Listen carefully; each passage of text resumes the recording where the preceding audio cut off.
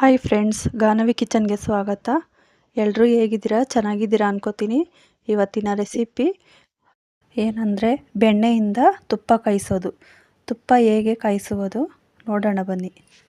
Friends, ನೀವೇನಾದರೂ ಇದೇ first time ನಮ್ಮ ವಿಡಿಯೋ ನೋಡ್ತಿದ್ರೆ ಪ್ಲೀಸ್ ಸಬ್ಸ್ಕ್ರೈಬ್ ಮಾಡ್ಕೊಂಡು ನೋಡಿ. ಈ ವಿಡಿಯೋ ಇಷ್ಟ ಆದರೆ ಫ್ರೆಂಡ್ಸು ಫ್ಯಾಮ್ಲಿಗೆ ಶೇರ್ ಮಾಡಿ, ಒಂದು ಲೈಕ್ ಕೊಡಿ. ನಾನಿಲ್ಲಿ ಅಂಗಡಿಯಿಂದ ತಂದಿರೋ ಬೆಣ್ಣೆಯಿಂದ ತುಪ್ಪ ಕಾಯಿಸ್ತಾ ಇದ್ದೀನಿ.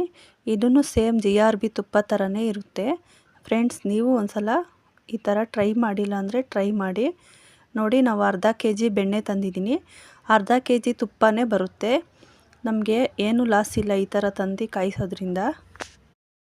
ನಮಗೆ ಈ ಥರ ಬೆಣ್ಣೆ ಅಂಗಡೀಲಿ ಸಿಗುತ್ತೆ, ನಂದಿನಿ ಪಾರ್ಲರಲ್ಲೆಲ್ಲ ಸಿಗುತ್ತೆ. ನಾನು ಇಲ್ಲಿ ಅರ್ಧ kg ಬೆಣ್ಣೆ ತೊಗೊಂಡಿದ್ದೀನಿ, 260 ರೂಪಾಯಿ. ತುಪ್ಪ ಅರ್ಧ kg ಆದರೆ ಬಾಟ್ಲಲ್ಲಿರೋದು 320 ರೂಪಾಯಿ. ನಾನಿಲ್ಲಿ ನಂದಿನಿ ತಂದಿದ್ದೀನಿ ಬೆಣ್ಣೆ. ಈ ಥರ ಇರುತ್ತೆ ಬಾಕ್ಸ್ ಒಳಗಡೆ. ನಾವು ನಿಧಾನಕ್ಕೆ ಈ ಥರ ಓಪನ್ ಮಾಡ್ಕೋಬೇಕು.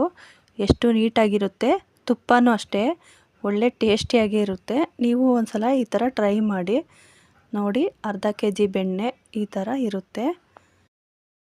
ನಮಗೆ ಮನೇಲೇ ಬೆಣ್ಣೆ ತಕ್ಕೊಂಡು ತುಪ್ಪ ಕಾಯಿಸ್ಬೋದು, ಆದರೆ ನಮಗೆ ಟೈಮ್ ಇರಲ್ಲ, ಕೆಲಸಕ್ಕೆಲ್ಲ ಹೋಗ್ತಿರ್ತೀವಲ್ಲ. ಅದಕ್ಕೆ ಈ ಥರ ಬೆಣ್ಣೆ ತಂದು ನಾವು ಮಾಡ್ಕೋಬೋದು. ನೋಡಿ, ಈ ಥರ ಇದೆ ಬೆಣ್ಣೆ. ನಾನು ಇದರಲ್ಲಿ ಸ್ವಲ್ಪ ಕಟ್ ಮಾಡ್ಕೊತೀನಿ ಚಾಕುಯಿಂದ, ಒಂದು 1/4 ಭಾಗದಷ್ಟು. ಯಾಕಂದರೆ ಮಕ್ಕಳಿಗೆ ದೋಸೆಗೆ ಮಾಡಿದಾಗ ಇಲ್ಲ ಪರೋಟ ಮಾಡಿದಾಗ ಒಂದು ಸ್ಪೂನಷ್ಟು ಹಾಕಿ ಕೊಟ್ಟರೆ ಅವರು ತುಂಬ ಖುಷಿ ಪಟ್ಕೊಂಡು ತಿಂತಾರೆ. ಹಾಗೆ ತುಂಬ ಟೇಸ್ಟಿಯಾಗಿ ಇರುತ್ತೆ. ನಾನು ಇನ್ನು 3/4 ಭಾಗದಷ್ಟು ತುಪ್ಪ ಕಾಯಿಸ್ಕೊತೀನಿ. ನಾನು ಇಲ್ಲಿ ಸ್ವಲ್ಪ ಬೆಣ್ಣೆ ಕಟ್ ಮಾಡ್ಕೊಂಡಿದ್ದಾಯಿತು.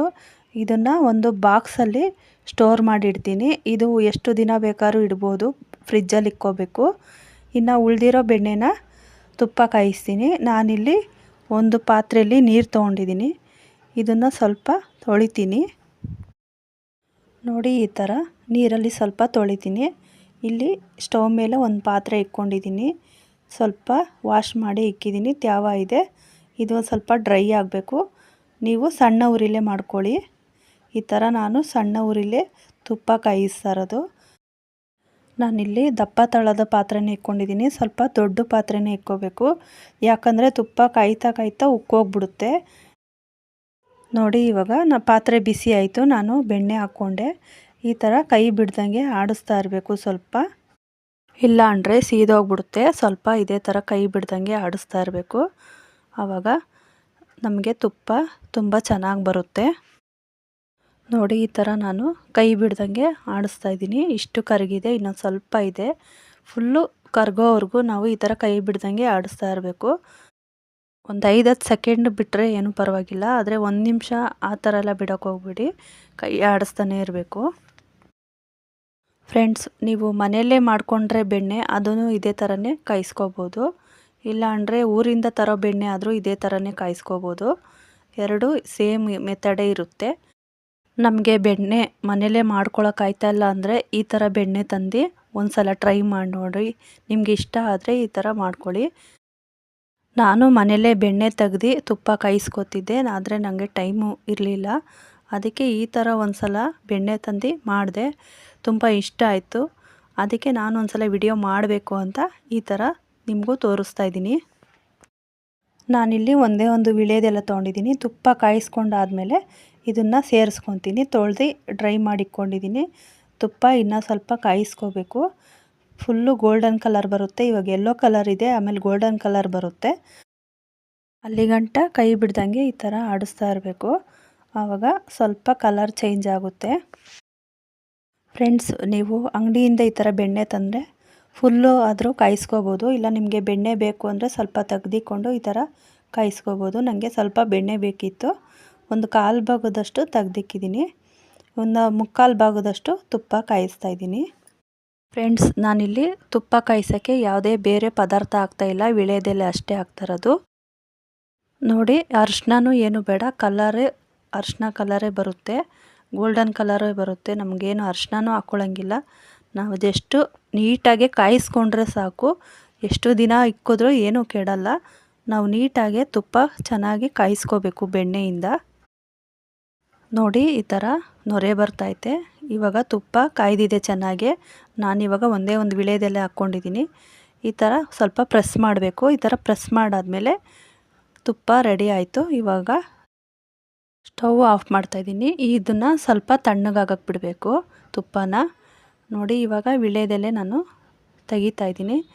ಇದೇನು ವೇಸ್ಟ್ ಆಗೋಲ್ಲ, ತಿನ್ಕೋಬೋದು, ಅಷ್ಟು ಚೆನ್ನಾಗಿರುತ್ತೆ, ಮೈಗೂ ಒಳ್ಳೆಯದು. ಇವಾಗ ತುಪ್ಪ ತಣ್ಣಗಾಗಿದೆ. ನಾನು ವಿಳೆದೆಲೆನ ತೆಗಿತಾ ಇದ್ದೀನಿ. ಇದನ್ನು ಸಪ್ರೇಟ್ ಮಾಡ್ಕೋತೀನಿ ಫುಲ್ಲು ತಣ್ಣಗಾದ್ಮೇಲೆ. ನೋಡಿ ತುಪ್ಪ ಎಷ್ಟು ನೀಟಾಗಿ ಬಂದಿದೆ.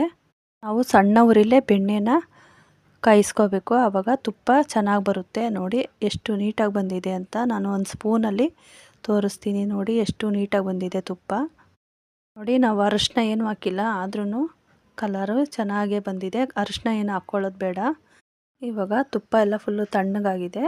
ನಾನು ಒಂದು ಸ್ಟೀಲ್ ಬಾಕ್ಸ್ಗೆ ಸ್ಟೋರ್ ಮಾಡಿಟ್ಕೋತೀನಿ. 1 ತಿಂಗಳು 2 ತಿಂಗಳು ಆದರೂ ಏನೂ ಆಗೋಲ್ಲ. ನಾವು ಈ ಥರ ಚೆನ್ನಾಗಿ ಕಾಯಿಸ್ಕೋಬೇಕು. ಈ ಥರ ಒಂದು ಸೋದಿಸ್ಕೋಬೇಕು.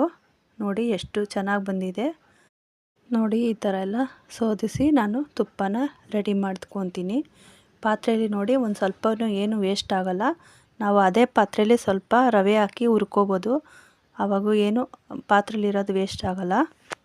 ನೋಡಿ ಇವಾಗ ನಾನು ಬಾಕ್ಸಲ್ಲಿ ಎಲ್ಲ ಸೋದಿಸ್ಕೊಂಡಿದ್ದಾಯಿತು. ನೋಡಿ ಎಷ್ಟು ಚೆನ್ನಾಗಿ ಬಂದಿದೆ ಅಲ್ವಾ ತುಪ್ಪ. ಘಮನೂ ಅಷ್ಟೇ ಚೆನ್ನಾಗಿದೆ. ತುಪ್ಪ ಘಮ ಘಮ ಅಂತ ಇದೆ. ನೋಡಿ ಎಷ್ಟು ನೀಟಾಗಿ ಬಂದಿದೆ. ಈ ಥರ ನೀಟಾಗಿ ಕಾಯಿಸ್ಕೊಬೇಕು ನಾವು. ತುಪ್ಪ ಕಾಯಿಸೋದು ಏನು ಕಷ್ಟ ಅಲ್ಲ. ನೋಡಿ ಈ ಥರ ಸಣ್ಣ ಉರಿಲೇ ಮಾಡಿಕೊಂಡ್ರೆ ಈ ಥರ ಬರುತ್ತೆ ತುಪ್ಪ. ಫ್ರೆಂಡ್ಸ್, ಇದಾಗಿತ್ತು ಇವತ್ತಿನ ವಿಡಿಯೋ. ಈ ವಿಡಿಯೋ ಇಷ್ಟ ಆದರೆ ಪ್ಲೀಸ್ ಸಬ್ಸ್ಕ್ರೈಬ್ ಮಾಡ್ಕೊಂಡು ನೋಡಿ. ಹಾಗೆ ಫ್ರೆಂಡ್ಸು ಫ್ಯಾಮ್ಲಿಗೆ ಶೇರ್ ಮಾಡಿ.